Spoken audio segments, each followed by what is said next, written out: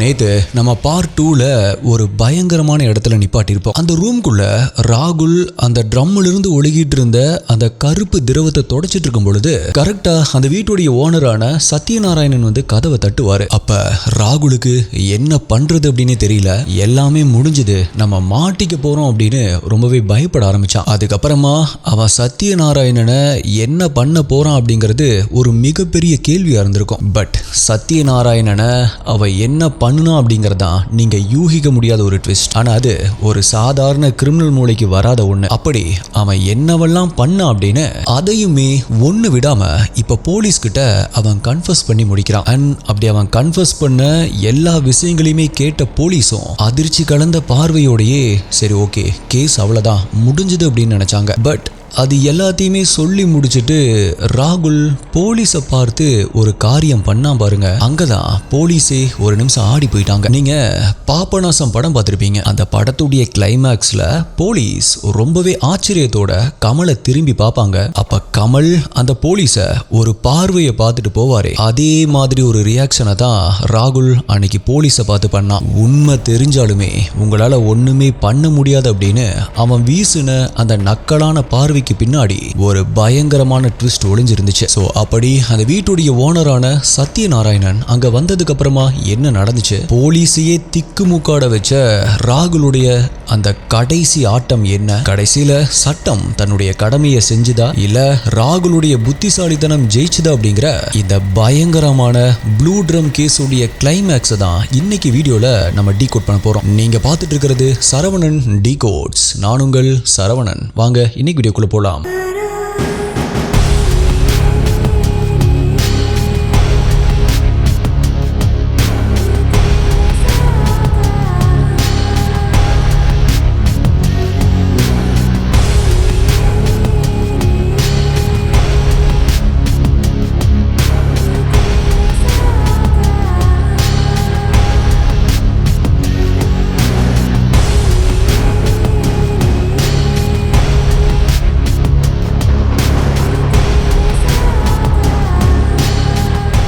இந்த வீடியோல நான் சொல்ற யூடியூப்ல காமிக்க முடியாத crime scene images, crime scene videos எல்லாமே நம்மளுடைய அஃபீஷியல் டெலிகிராம் குரூப்ல தான் அப்டேட் பண்ணுவோம். யூடியூப்ல கரெக்டா நோட்டிபிகேஷன் கிடைக்காதவங்களுக்கும் அங்க இன்ஸ்டன்டா அப்டேட் கிடைச்சிரும். டெலிகிராம் யூஸ் பண்ணாதவங்களுக்கு வாட்ஸ்அப்ல நம்மளுடைய சேனல் இருக்கு, அங்கேயுமே உங்களுக்கு இன்ஸ்டன்ட் அப்டேட்ஸ் கிடைச்சிரும். நம்மளுடைய அஃபீஷியல் வாட்ஸ்அப் மற்றும் டெலிகிராம் சேனலுடைய லிங்க் டிஸ்கிரிப்ஷன் பின்ட் கமெண்ட்ல கொடுத்திருக்கேன், செக் பண்ணி பாருங்க.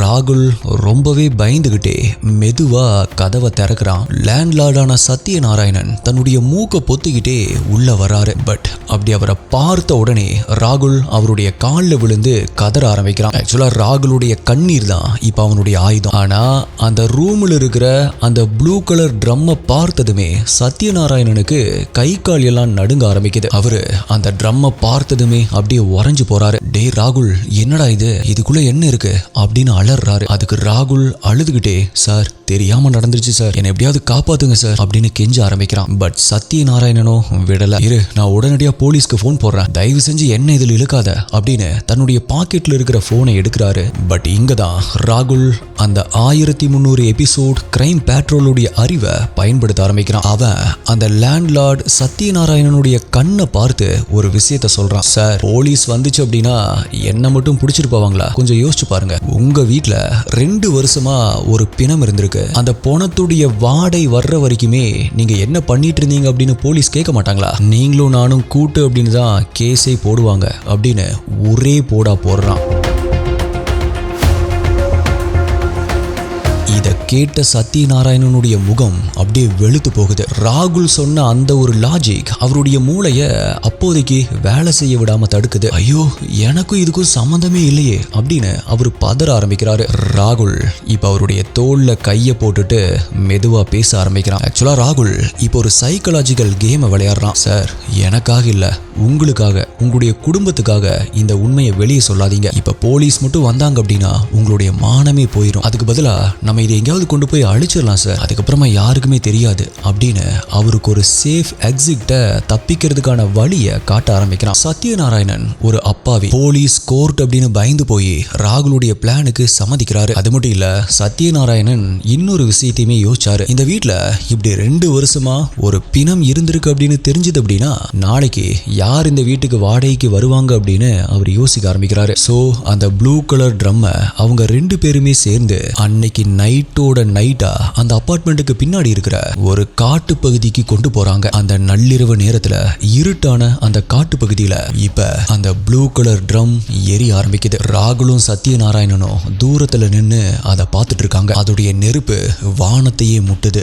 இப்பதான் ராகுலுடைய கண்ணுல ஒரு நிம்மதி தெரியுது.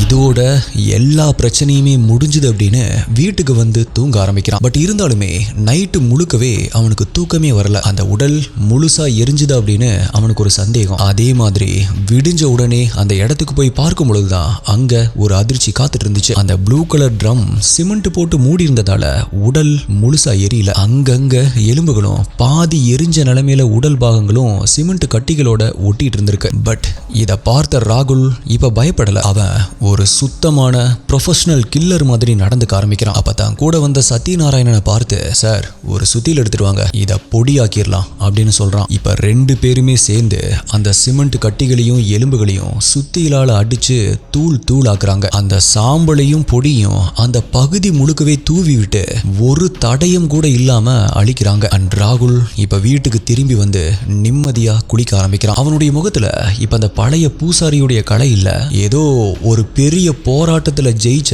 ஒரு போர் வீரன் மாதிரி தன்னை நினைச்சுக்க ஆரம்பிக்கிறான். இனிமேல் பானுப்பிரியா அப்படின்னு ஒருத்தி இருந்ததே இந்த உலகத்துக்கு தெரியாது. பானுப்பிரியா இப்போ ஒரு சாம்பல், அவ்வளவுதான் அப்படின்னு நினைச்சான். பட் ராகுல் ஒரு விஷயத்தை மறந்துட்டான். அவன் அழிச்சது வெறும் பிணத்தை மட்டும்தான். பட் அவன் செஞ்ச அந்த பாவத்தோடைய நிழல் அவனை பின்னாடியே சுத்திட்டு இருக்கு. அந்த சாம்பல் எப்படி ராகுலை காட்டி கொடுக்க போகுது? ராகுலுடைய அந்த துப்பாக்கி கேஸ் எப்படி இந்த சாம்பலோட கனெக்ட் ஆச்சு?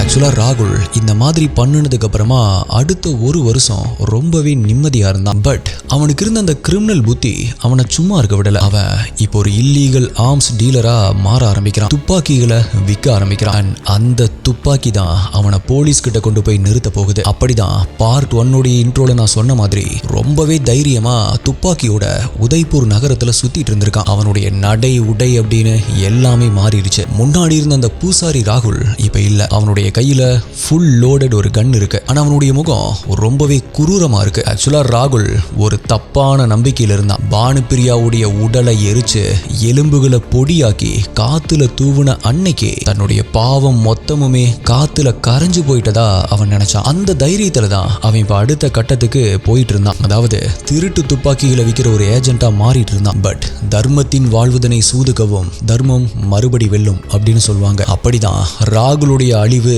அவன் செஞ்ச கொலையால வரல, அவன் செஞ்ச ஒரு முட்டாள்தனமான துப்பாக்கி வியாபாரத்துல தான் வந்துச்சு. 2024 ஒரு நாள் அவன் கையில துப்பாக்கியோட காலேஜ், யூனிவர்சிட்டி பக்கம் சுத்திட்டு இருக்கும்போது ஒரு இன்ஃபார்மர் போலீஸ்க்கு துப்பு கொடுக்கறான். அங்கதான் ராகுலுடைய அந்த 2 வருஷ நாடகமும் முடிவுக்கு வருது. போலீஸோட அந்த 3rd டிகிரி ட்ரீட்மெண்ட்டுக்கு முன்னாடி அவனுடைய கிரைம் பேட்ரோல் அறிவு வேலை செய்யல. சோ ஒரு கட்டத்துல உடஞ்சு அழுக ஆரம்பிக்கிறான். அந்த லாக்டவுன் ராத்திரி அந்த ப்ளூ கலர் ட்ரம் கடைசியா லேண்ட்லார்ட் கூட சேர்ந்து உடலை எரிச்சுது அப்படின்னு அது எல்லாத்தையுமே ஒண்ணு விடாம கன்ஃபஸ் பண்றான். அதை தான் நம்ம இப்ப வரைக்குமே பார்த்தோம். பட் இதுக்கப்புறமா நடக்க போறத போலீஸ் கூட எக்ஸ்பெக்ட் பண்ணல. இப்படி கன்ஃபர்ஷன் எல்லாமே முடிஞ்சதுக்கு அப்புறமா ராகுல போலீஸ் ஜீப்ல ஏத்திட்டு அந்த உடலை எரிச்ச இடத்துக்கு கூட்டிட்டு போறாங்க. அது ஒரு ஒதுக்குப்புறமான ஏரிக்கரை ஓரத்தில் இருக்கிற ஒரு காட்டு பகுதி. ராகுல் போலீஸுடைய ஜீப்பை விட்டு கீழே இறங்குறான். அவனுடைய கைகள்ல விலங்குகள் இருக்கு. பட் அவனுடைய முகத்துல இப்ப அந்த பழைய பயம் இல்ல. ஏதோ ஒரு விதமான வெற்றி கிடைச்ச மாதிரி ஒரு திமிர்தான் இருந்துச்சு. அண்ட் போலீஸ் அந்த இடத்துக்கு போனப்ப கூடவே ஒரு பெரிய ஃபாரன்சிக் டீமையும் கூட்டிட்டு போயிருந்தாங்க. அண்ட் போலீஸ் ராகுல் கிட்ட எங்கடா இருச்ச, எந்த இடம் அப்படின்னு கேக்குறாரு. ராகுல் அங்க கொஞ்சம் சுத்தி முத்தியும் பார்த்துட்டு ஒரு இடத்த கை காட்டி, இங்கதான் சார் அந்த ப்ளூ கலர் ட்ரம்மை வச்சு எரிச்சோம், அதுக்கப்புறமா அந்த எலும்புகளை பொடியாக்கி இந்த ஏரியா முழுவதுமே தூவி விட்டுட்டோம் அப்படின்னு ரொம்பவே நிதானமா சொல்றான். உங்களுக்கு தெரியுமா ஸ்ரீ, அந்த ஃபாரன்சிக் டீம் ஒரு நாள் முழுக்கவே அந்த தரையை சல்லடை போட்டு சலிச்சு பாக்குறாங்க. பட் அந்த இடத்துல ஒரு சின்ன எலும்பு துண்டு கூட அவங்களுக்கு கிடைக்கல. ஏன்னா ராகுலும் அந்த லேண்ட்லார்டும் சேர்ந்து செஞ்ச அந்த சுத்தியல் ஆபரேஷன் அவ்வளவு பெர்ஃபெக்ட்டா இருந்திருக்கு. ராகுல் தன்னுடைய கிரிமினல் மூளையால அந்த பானுப்பிரியாவுடைய பிணத்தை ஒரு அணு அளவு கூட மிச்சம் வைக்காம அழிச்சிட்டான். இன்ஸ்பெக்டர் தன்னுடைய தலையில கையை வச்சுட்டு உட்கார்ந்துட்டு இருக்காரு. அண்ட் ராகுலோ ஒரு ஓரத்துல நின்னுட்டு போலீஸ நக்கலா பார்த்துட்டு இருக்கான். எஸ், அவனுடைய கிரைம் பேட்ரோல் அறிவு இப்ப அவனுக்கு கை கொடுக்க ஆரம்பிச்சது. போலீஸ்க்கு தான் இப்ப ஒரு மிகப்பெரிய இக்கட்டு. இந்திய சட்டப்படி ஒருத்தன் கொலை செஞ்சதா ஒத்துக்கிட்டாலும் கூட கார்பஸ் டெலிக்டை அப்படின்னு சொல்லப்படுற அந்த உடல், அந்த இறந்த உடல் சாட்சியமா வேணும். அப்படி அந்த உடல் இல்லை அப்படின்னா அட்லீஸ்ட் அந்த உடல் அந்த இடத்துல இருந்ததற்கான டிஎன்ஏ ஆதாரமாவது வேணும். பட் இங்க ராகுலோ எதையுமே விட்டு வைக்கல. ஆக்சுவலா ராகுலுக்கு நல்லாவே தெரியும் ஆதாரம் இல்லை அப்படின்னா போலீஸ் கிட்ட அவன் இப்ப வரைக்குமே கொடுத்த மொத்த வாக்குமூலமுமே கோர்ட்ல செல்லாது அப்படின்னு. அதே மாதிரி அந்த கிரைம் சீன்ல இருந்து ஸ்டேஷனுக்கு திரும்ப வந்த உடனே ராகுலுக்கு ஒரு வக்கீலுடைய கான்டாக்ட் கிடைக்குது. அந்த வக்கீலும் அவன் கிட்ட ரகசியமா ஒரு விஷயத்தை சொல்றாரு. ராகுல், போலீஸ் கிட்ட ஒரு ஆதாரமுமே இல்ல, போலீஸ் அடிச்சதுனாலதான் நான் அப்படி கையெழுத்து போட்டேன் அப்படின்னு ஒரு மனுவை போடு அப்படின்னு ஐடியா கொடுக்கிறாரு. அடுத்த நிமிஷம் ராகுல் தன்னுடைய முகமூடிய மாத்திரம் கோர்ட்ல கொண்டு போய் அவனை நிறுத்தும் பொழுது ஜட்ஜு முன்னாடி அப்படியே ஒரு அப்பாவியா மாற ஆரம்பிக்கிறான். அழுதுகிட்டே பேச ஆரம்பிச்சவன், ஐயா நான் எந்த ஒரு கொலையுமே பண்ணல, அந்த பொண்ணு என்னை விட்டு பிரிஞ்சு போயிட்டா, போலீஸ் என்ன அந்த துப்பாக்கி கேஸ்ல பிடிச்சு என்னை தலைகீழா தொங்க விட்டு அடிச்சாங்க, அந்த வழியில அவங்க என்ன சொல்ல சொன்னாங்களோ அதையே தான் நான் சொன்னேன், அந்த பானுப்பிரியா இப்ப எங்க இருக்கா அப்படின்னு எனக்கு தெரியாதையா அப்படின்னு ஒரு பயங்கரமான நடிகனா அங்க உருவெடுத்தான். எஸ்ஏ இப்ப கதை அப்படியே தலைகீழா மாற ஆரம்பிக்குது. இத கேட்ட போலீஸே ஒரு நிமிஷம் ஆடி போயிட்டாங்க. ராகுல் இப்போ ஒரு தந்திரமான மிருகம் மாதிரி விளையாட ஆரம்பிக்கிறான். பிகாஸ் அவனுக்கு தெரியும் பானுப்பிரியா திரும்ப வரப்போறதில்ல, அவளுடைய எலும்புகள் இப்ப வெறும் சாம்பல் அப்படின்னு. பானுப்பிரியாவுடைய உடல் இப்ப ஒரு சாம்பல் அப்படின்னா ராகுலுடைய வாக்குமூலம் இப்ப வெறும் பேப்பர் மட்டும்தான். எஸ்டிஐ ஒரு கொலையாளிக்கு தண்டனை கிடைக்குதா இல்லையா அப்படிங்கறத விட அந்த தண்டனையிலிருந்து அவன் தப்பிக்க போராடுற அந்த சதி திட்டங்கள் தான் ரொம்பவே பயங்கரமானது. ராகுல் ராஜ் சதுர்வேதி இப்ப ஜெயில தான் இருக்கான். பட் அவன் மேல இருக்கிறது வெறும் சந்தேகத்தின் பேர்ல நடந்த விசாரணை மட்டும்தான். நம்ம நாட்டு சட்டத்தில் இருக்கிற அந்த ஆதாரங்கள் அப்படிங்கிற ஓட்டை ஒரு கொலைகாரனுக்கு எவ்வளவு பெரிய பாதுகாப்பு கொடுக்குது அப்படின்னு பாருங்க. கிட்டத்தட்ட 1300 எபிசோட் கிரைம் பெட்ரோல் டிவி ஷோவை பார்த்த ஒருத்தன் ஒரு கொலையை செஞ்சுட்டு அந்த பிணத்தோடையே 2 வருஷம் வாழ்ந்துட்டு கடைசியில ஆதாரமே இல்லாம அதை அழிக்கவும் செஞ்சிருக்கான். ராகுல் மாதிரியான ஆளுங்க நினைக்கலாம் பிணத்தை எரிச்சுட்டா எலும்ப பொடியாக்கிட்டா ஆதாரமே இல்லாம தப்பிச்சிடலாம் அப்படின்னு. சட்டத்தில் இருக்கிற ஓட்டைகளை பயன்படுத்தி கோர்ட்ல அவங்க ஜெயிக்கலாம் அப்படின்னு கனவு காணலாம். பட் ஒரு விஷயம் மட்டும் ஞாபகம் வச்சுக்கோங்க, நீங்க பூமியுடைய ஆழத்துல புதைச்சாலும் சரி இல்ல ஆகாயத்துல சாம்பலா தூவுனாலும் சரி, நீங்க செஞ்ச அந்த பாவம் அப்படிங்கிறது ஒரு நிழல் மாதிரி உங்களை பின்னாடியே சுத்திட்டு இருக்கும். அப்படிதான் ராகுல் அந்த பிணத்தை எரிச்ச 2 வருஷம் நிம்மதியா தான் இருந்தான். பட் விதி ஒரு விளையாட்டை விளையாடிச்சு, சம்பந்தமே இல்லாத ஒரு துப்பாக்கி கேஸ்ல மாட்டினா. அதே மாதிரி தான் ஒரு தப்பை மறைக்கிறதுக்கு நீங்க 1,00,000 தந்திரங்கள் செய்யலாம். பட் அந்த தப்பு உங்களை ஒரு நாள் வெளியே கொண்டு வர்றதுக்கு ஒரே ஒரு சின்ன முட்டாள்தனத்தை மட்டும்தான் எதிர்பார்க்கும். ஒரு கிரிமினல் எவ்வளவு புத்திசாலியா எவ்வளவு எபிசோட்ஸ் பார்த்து பிளான் பண்ணாலுமே சரி, அவனுடைய காலரை பிடிச்சு இழுத்துட்டு போக போற போலீஸ் இன்னும் எவ்வளவு விஷயங்களை கத்துட்டு வந்திருப்பாங்க அப்படின்னு கொஞ்சம் யோசிச்சு பாத்தீங்களா? சோ சட்டத்துடைய பிடியில இருந்தோம் போலீஸுடைய அறிவுல இருந்தோம் யாருமே எப்பவுமே தப்பிக்க முடியாது. இதுக்கு ஒரு சிறந்த உதாரணம் நம்மளுடைய SIR ஃபார்ம் கேஸ் தான். ஒரு மனுஷன் ஒரு தப்பை செஞ்சுட்டு கிட்டத்தட்ட 21 வருஷம் யாருக்குமே தெரியாம தலைமறைவா இருந்தான். ஆனா 21 வருஷம் கழிச்சு ஒரு சின்ன SIR ஃபார்ம் மூலமா அவன் எப்படி மாட்டினான் பாத்தீங்களா? அந்த கேஸ் நீங்க இன்னும் பார்க்கல அப்படின்னா இங்க மேல கார்டுல தரேன், கண்டிப்பா செக் பண்ணி பாருங்க. இந்த உலகத்துல எல்லாத்துலயுமே நல்லதும் இருக்கு, கெட்டதும் இருக்கு. இன்டர்நெட்லயும் அப்படிதான். இதுல இருக்கிற நல்ல விஷயங்களை மட்டும் எடுத்துக்கிட்டு ஏன் நம்மால ஒரு திறமையான இன்வெஸ்டிகேட்டரா வரக்கூடாது? இந்த மாதிரி வீடியோக்களை பார்த்து ஒரு ஃபாரன்சிக் ஆபீசரா வந்து பல வருடங்களா தீர்க்க முடியாத கேஸ்களை தீர்க்கலாமே. ஒரு திறமையான லாயர் ஆகி பாதிக்கப்பட்டவங்களுக்கு நீதியை வாங்கி தரலாமே. அதை விட்டுட்டு இதை ஒரு பாடமா எடுத்துக்கிட்டு எப்படி ஒரு கொலையை பண்ணலாம் அப்படின்னு யாராவது யோசிச்சீங்க அப்படின்னா உங்களை வரவேற்கிறதுக்கு கம்பிக்கு பின்னால் இருக்கிற அந்த இருட்டு அறை எப்பவுமே தயாரா இருக்கு. அது மட்டும் கன்ஃபார்ம். இப்போதைய இந்த கேஸுடைய கரண்ட் அப்டேட் படி ஃபாரன்சிக் டீம் அந்த கிரைம் சீன்ல இருந்து சில DNA எவிடன்ஸை எடுத்திருக்காங்க அப்படின்னு சொல்லப்படுது. அது மட்டும் இல்ல, அந்த லேண்ட் லார்டான சத்யநாராயணன் இந்த கேஸ்ல அப்ரூவரா மாற வாய்ப்பு இருக்கு அப்படின்னு சொல்லப்படுது. அண்ட் ராகுல் இப்ப உதய்பூர்ல இருக்கிற சென்ட்ரல் ஜெயில விசாரணை கைதியா அடைக்கப்பட்டிருக்கான். இப்பதான் இந்த கேஸுடைய ரொம்பவே முக்கியமான ஒரு இடத்துக்கு வந்திருக்கோம். அதுதான் இந்த கேஸுடைய போன் சில்லிங்கான ஷாக்கிங் டீடைல்ஸ். பட் அதை பார்க்கறதுக்கு முன்னாடி வீடியோவை இப்போ வரைக்கும் லைக் போடாம பார்த்துட்டு இருந்தீங்க அப்படின்னா இப்பவே ஒரு லைக் போட்டுருங்க. சப்ஸ்கிரைப் பண்ணாம பார்த்துட்டு இருக்கிறவங்க புது வியூவர்ஸ் இதே மாதிரி பல கேஸ்களை ஒரு கிரைம் த்ரில்லர் மூவி மாதிரி பார்க்கறதுக்காக இப்பவே நம்மளுடைய சேனலை சப்ஸ்கிரைப் பண்ணிக்கோங்க. இப்போ டிட் யூ நோ சாப்டருடைய ஷாக்கிங் டீடைல்ஸை பார்க்கலாம். Shocking detail 1. பானுப்பிரியாவை கொலை பண்ணதுக்கு அப்புறமா அவங்களுடைய அக்காவுக்கு சந்தேகம் வராம இருக்கிறதுக்காக ராகுல் ஒரு நாடகம் ஆடி இருக்கான். பானுப்பிரியாவுடைய பழைய சோசியல் மீடியா அக்கௌண்ட்டுகளை அப்பப்ப லாகின் பண்ணி அவங்க இன்னுமே உயிரோடு இருக்கிற மாதிரியும் வேற எங்கேயோ வாழ்ந்துட்டு இருக்கிற மாதிரியும் ஒரு பிம்பத்தை உருவாக்க முயற்சி செஞ்சிருக்கான். Shocking detail 2. பானுப்பிரியாவுடைய சிம் கார்டை வேற ஒரு பழைய போன்ல போட்டுட்டு அப்பப்ப அந்த போன்ல இருந்து அவங்க அக்காவுக்கு ஒரு மிஸ்டு கால் கொடுப்பானாமா. அதை பார்த்துட்டு அவங்க அக்கா உடனே திரும்ப கூப்பிட்டா போனை கட் பண்ணிட்டு உடனே சுவிட்ச் ஆஃப் பண்ணிடுவான். இது அவ கோவமா இருக்கா, அதான் பேச மாட்டேங்கிறா அப்படின்னு நம்ப வைக்கிறதுக்காக அவன் செஞ்ச ஒரு கேவலமான ட்ரிக் தான் இது. Shocking detail 3. பானுப்பிரியாவை கொலை செஞ்சதுக்கு அப்புறமா அந்த 2 வருஷத்துல ராகுலுடைய வீட்டுக்கு சில முறை அவனுடைய சொந்தக்காரங்க அங்க வந்திருக்காங்க. அப்ப எல்லாமே அந்த ப்ளூ கலர் ட்ரம் மேல ஒரு அழகான துணியை போட்டுட்டு அது மேல ஒரு சாமி படத்தை வச்சு அந்த படத்துக்கு ஒரு பூவை போட்டு வச்சிருக்கான். யாருமே அந்த துணியை தூக்கி பார்க்க மாட்டாங்க அப்படிங்கிற தைரியத்துல அவன் செஞ்ச அந்த மத ரீதியான மறைப்பு இருக்கே, அதுதான் அவனுடைய உச்சகட்ட வஞ்சகம். Shocking detail 4. ராகுல் எல்லாத்தையுமே கரெக்டா பிளான் பண்ணா, பட் பிசிக்ஸ் மற்றும் கெமிஸ்ட்ரிய கணிக்க தவறிட்டான். ட்ரம்முக்குள்ள உடல் அழுகும் போது உருவாகிற அந்த ஆசிட் பிளாஸ்டிக்கை உருக்கும் அப்படின்னு அவன் எதிர்பார்க்கவே இல்லை. அவன் எவ்வளவுதான் கிரைம் பெட்ரோல் பார்த்திருந்தாலுமே ஒரு இயற்கையான மாற்றத்தை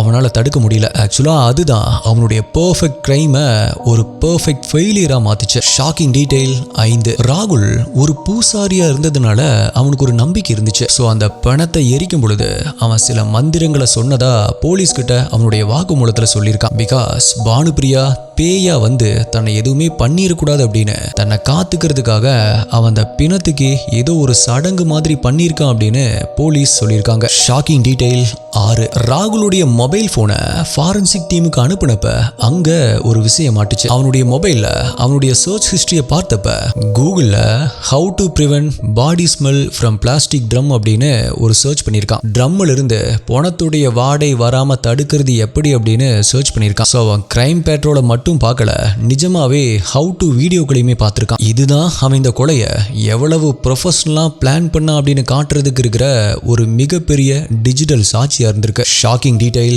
7. ராகுல் பானுப்பிரியாவுடைய பணத்தை அந்த ட்ரம்முக்குள்ள வச்சுட்டு அது கூடவே 2 வருஷம் வாழ்ந்தாலும் அந்த ரூம்குள்ள வரும்பொழுதெல்லாம் ராகுலுக்கு ஒரு பயம் இருந்திருக்கு. அதனால அந்த ரூம்ல இருக்கிற லைட்டை எப்பவுமே ஆஃப் பண்ண மாட்டானாமா. ஒரு லைட் ஆகுது எப்பவுமே ஆன்ல தான் இருக்குமாமா. பிகாஸ் இருட்டா இருந்துச்சு அப்படின்னா பானுப்பிரியா வந்து தன்னை அடிக்கிற மாதிரி அவனுக்கு தோணுமாமா. Shocking detail 8. ராகுல் பானுப்பிரியாவை அந்த ட்ரம்முக்குள்ள அடைக்கும் பொழுது அவன் சிமெண்ட்டை மட்டும் போடல, கூடவே ஊதுபத்தி தூள், அதிகப்படியான ஜவ்வாது அப்படின்னு அந்த சிமெண்ட் கலவையோட சேர்த்து இருந்திருக்கான். பிகாஸ் அந்த ரூம்குள்ள யார் வந்தாலுமே ஒரு கோவில் பூசாரி ஒரு ரூம்ல இருந்தா எந்த ஒரு வாசம் வருமோ அந்த மாதிரி இருக்கணும் அப்படின்னு நினைச்சிருக்கான். ஸோ இப்படி போட்டா பிணத்துடைய வாடை வராது அப்படின்னு அவன் ரொம்பவே கவனமா இருந்திருக்கான். ராகுல் அந்த ப்ளூ கலர் ட்ரம்மை அந்த சின்ன ரூமுடைய ஒரு மூலையில, அதாவது அவனுடைய கேஸ் ஸ்டவ்வுக்கு பக்கத்துல தான் வச்சிருந்திருக்கான். ஸோ தினமுமே சமைக்கும் பொழுது அந்த நெருப்புடைய சூடு அந்த ட்ரம்மு மேல டெய்லியுமே பட்டுட்டு இருந்திருக்கு. அந்த சூடு தான் உள்ள இருக்கிற அந்த உடலை அழுகி போக வச்சு கெமிக்கல் ரியாக்ஷன் ஆகி அந்த கருப்பு நிற திரவம் வெளியே வர்றதுக்கு ஒரு முக்கியமான காரணமா இருந்திருக்கு. Shocking detail 9. போலீஸ் ராகுல அரெஸ்ட் பண்ணி கூட்டிட்டு வரும்போது அந்த ஏரியா மக்கள் எல்லாருமே அவனை சுத்தி நின்னு திட்ட ஆரம்பிக்கிறாங்க. பட் ராகுல் யாரை பார்த்துமே பயப்படல. அங்க விஷயம் தெரிஞ்சு மீடியா பீப்புள் வந்து போட்டோ எடுத்துட்டு இருந்தாங்க. அந்த மீடியா கேமராவை பார்த்து சின்னதா ஒரு சிரிப்பு சிரிச்சான். அந்த சிரிப்புக்கு அர்த்தம் என்ன அப்படின்னு அப்புறமா தான் போலீஸ்க்கே புரிஞ்சது. அது என்ன அப்படின்னா, நான் தான் எல்லாத்தையுமே அழிச்சிட்டனே, இப்ப எப்படி என்ன தண்டிப்பீங்க அப்படிங்கிற அந்த ஒரு சவால் தான் அந்த சிரிப்பு. மை டியர் SDA இன்வெஸ்டிகேட்டர்ஸ், நீங்க இந்த கேஸை பத்தி என்ன நினைக்கிறீங்க அப்படிங்கறத கீழே கமெண்ட் பண்ணுங்க. ஆல்சோ அடுத்தது என்ன கேஸ் வேணும், என்ன டாபிக்ல வீடியோ வேணும் அப்படிங்கறதையும் கமெண்ட் பண்ணுங்க. உங்களுடைய பெஸ்டான கமெண்ட் அடுத்த வீடியோல வரும். வேற ஒரு வீடியோல மீட் பண்றேன். நன்றி, பாய்.